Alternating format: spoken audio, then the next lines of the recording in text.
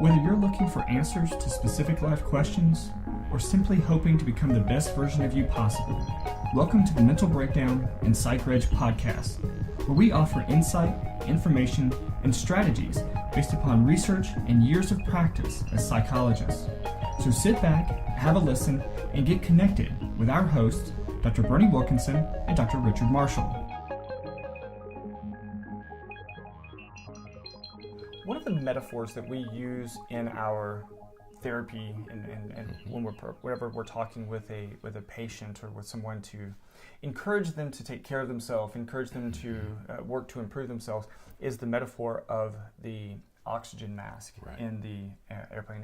Anyone who's ever flown in a plane knows that before we take off, the flight attendant will stand up front and show us how to use the seatbelt and everything. But one of the things that they talk about is in the event of an emergency, oxygen masks are going to fall from the sky. I'm laughing because you listen to those things every time you're on a flight, right? And so finally you just tune it out. Mm-hmm. But you have the oxygen mask come down. And I wonder two things. One is I wonder how many people remember to do that, because you hear it over and over again. But in the event then of an emergency, it's scary, and so you think, what am I supposed to do now? But the other thing I wonder about is on my recent flight to San Diego the other day, they were talking about the life preserver, and I thought, there's no way I'm going to get that right. I'm going to be blowing into the tube and not connect it right. And I've seen it 100 times. Right. But in the event that I end up in the water, am I supposed to blow in this thing, pull something, strap it to myself, run it between my legs? I won't know what to do. Or the other one is your seat can serve as a flotation device. I'm just going to grab my seat. Crawling around on my hands and knees looking for the seat cushion. And the other thing that, is perhaps the obvious thing in that situation is if you're flying from Florida to San Diego, you're probably not going to land in the water. Not until the last 10 minutes, if you happen to fly over the Gulf of Mexico. But no, it's really true. I said, I hope I never have to put one of those life jackets on, because it's about 4 steps that you do this, and sounds okay.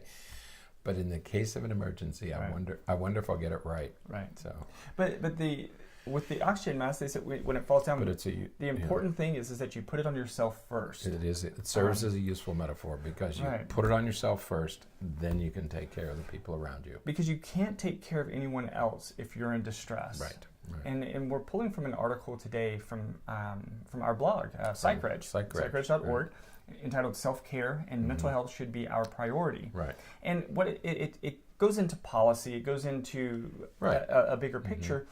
But it does serve perhaps as a metaphor, as a precursor to some of the other things we're going to talk later this week. Right. That we really need to be thinking much more about how we're taking care of ourselves, what services are provided, what we're doing to ensure that we're going to have services available to us when we need it.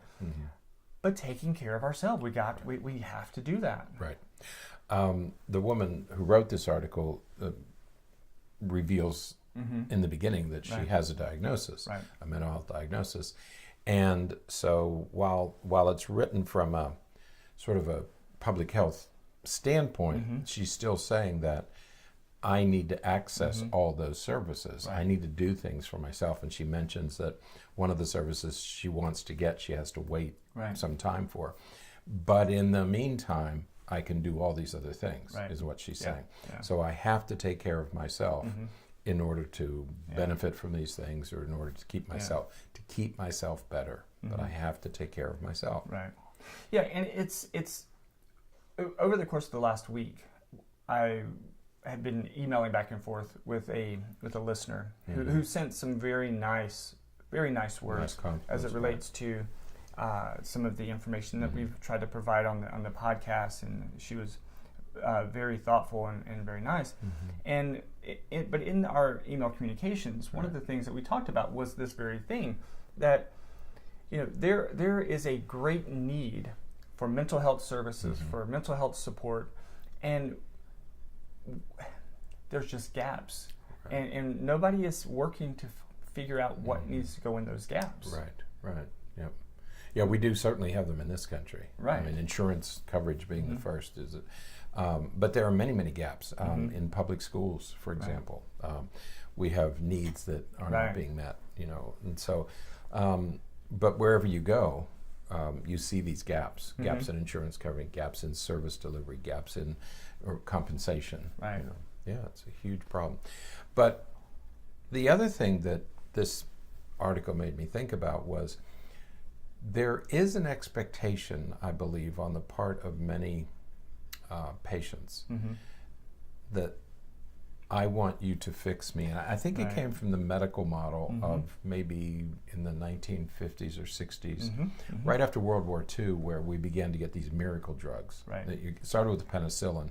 Yeah. But then over about the next 20 years after World War II, we saw these drugs come out, and we began to get this feeling that we can fix these things, that there's some, they refer to it as a magic bullet, okay? Whether it's penicillin or antibiotics or whatever it is, we can suddenly fix it. Everything can be fixed. And many people develop the mindset that there are professionals out there who can fix me, okay?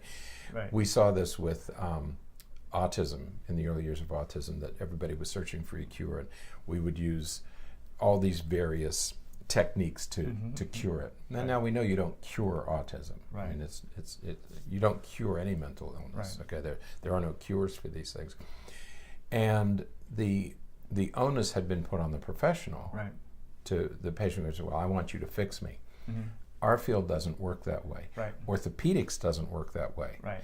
You can go in and have lots of really high quality orthopedic surgery, but if you don't do your exercises afterwards, the surgery isn't going to help very much. Well, I think that no area of medicine really works like that anymore. But and we haven't shifted our thinking yet. I mean, there are still people who believe that, well, I'll just go get medication, or I'll get surgery, or I'll get doesn't work that way.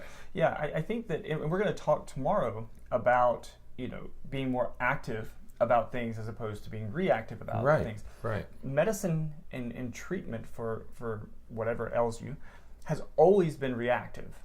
It's always been reactive. Right. We for whatever reason, we are really resistant to the idea of prevention. Right. Because if I tell you that exercising 4 days a week, 30 minutes each time. Right. Okay, so that's 2 hours out of your whole week. Out of 168 hours, 2 hours of exercise a week will significantly decrease your risk for diabetes, for cardio... for most of the things that will kill you. Exactly. Right. Including depression and anxiety and some of those things. Right. Why don't we do that? Right. Because none of those things are problems right now. That's right. We wait until they're a problem, and then but that's a discussion. We wait until we tomorrow. get diabetes. We wait until we have a heart problem. We wait, and there's so much we should be doing ahead of time. Right. But this reminded me of that, because you have people who come in and say, and I've had people say to me, "Well, you haven't fixed me. Right. I can't fix you. You can fix. I can show you what to do." Right. To fix yourself. Right.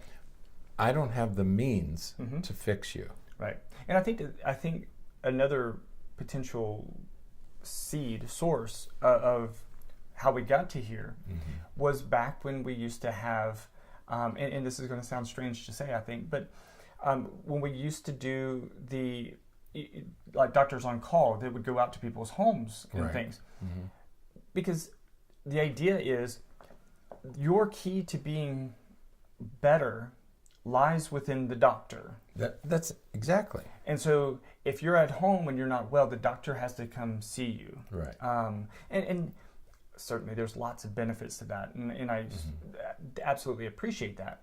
However, today, in your example from orthopedics and from cardiologists and from mental health, it is very, very valid that if you want to have a healthy heart, there are things that you have to do between sessions. That's right. If you want to not have depression, there are things that you have to do in between sessions. Right. If you want your hips to start working, if you want to be able to walk after that hip surgery, there are things that you have to do between sessions. And I've seen both. I've seen it in my own family that a person will have surgery usually hip surgery, if you don't do all the things you're supposed to do, you're not going to heal properly, and you're not going to get your strength back. Right. Whereas other relatives who did, perfectly fine, perfectly normal. But it was self-care that made the difference. Right. And that's really the key for today, is that we have to take care of ourselves. We have to make sure that you're doing the work that you need to do. Again, this is going to bridge into our conversation tomorrow about being more active as opposed to being more reactive. We have to create agency. You have to take control of your life. You have to take control of what's going on with you. Use the benefits and the recommendations and the ideas and expertise of others. But do it yourself. That's right. We have expertise. We can tell you what to do. We can show you what to do. We can help you get there. But only you can do it. We can talk about exercise. We can talk about, practicing things that we talk about in our office. But at some point, you have to do it. Right. You are the agent. Right. You have to care enough about yourself to be able to engage in some self-help, some self-care. How many times have we said in the last few weeks, we were talking about mental health disorders over the past few weeks, bipolar and OCD, and we keep saying the medication will help, but it's not going to cure it. The medication will make it possible for you to do the self-care that you need to do to get better. Right. Absolutely. So that's the message for today. Build some agency, build some drive, some intention for yourself to take care of yourself and to, do the things that you need to do to be healthy and live a productive life. And when you're working with professionals, make sure you understand what your job is. Right. They have a task to do. You also have a task to do. Right. And make sure you understand that and discuss it with the provider. Absolutely. So, all right.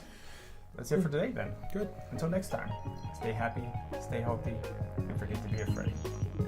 Thanks for sharing this episode of the Mental Breakdown and Psychreg podcast. Be sure to check out the show notes for links to follow us on Twitter and subscribe to our YouTube channel, where you will find all of our previous podcasts and much more. We would be honored if you would become a patron through patreon.com, where any donation you can manage will go to the development and creation of more content. Just visit patreon.com/thementalbreakdown for more information. Thanks again for listening. Have an awesome day, and we look forward to being back in your feed tomorrow morning.